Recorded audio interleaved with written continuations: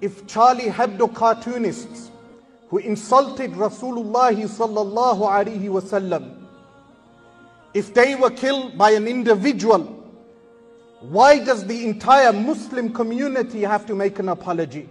When France has not apologized for the millions of Algerians that France killed during its colonial period.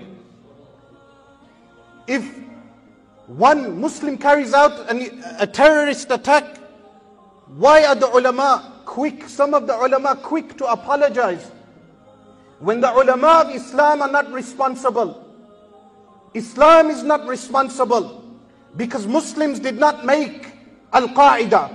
Al-Qaeda was made by the CIA. To this day we have not witnessed George Bush apologize for the making of CIA to the American public, because the planes went in, according to the mainstream narrative, by Al-Qaeda terrorists. Those Al-Qaeda terrorists were made by the CIA, by the Americans themselves.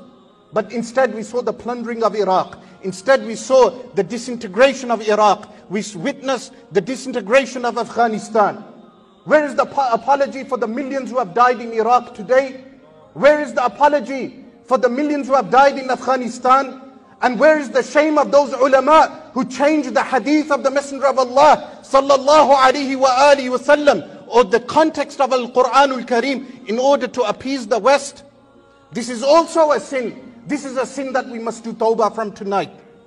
Likewise, when we instruct our youth to be recruited into the army, an army that plunders other countries, an army that kills Muslims, that has left millions of orphans in Iraq, those orphans that could easily be recruited in ISIS today, do not tell me, or do not tell the White House that the origins of ISIS are only from within the Muslims. No, the White House is directly the cause of ISIS today. The White House is the direct cause of ISIS today because they made those orphans recruits for groups like ISIS. So do not destabilize Muslim countries and then lash the backs of the Muslims, accusing them of terrorism.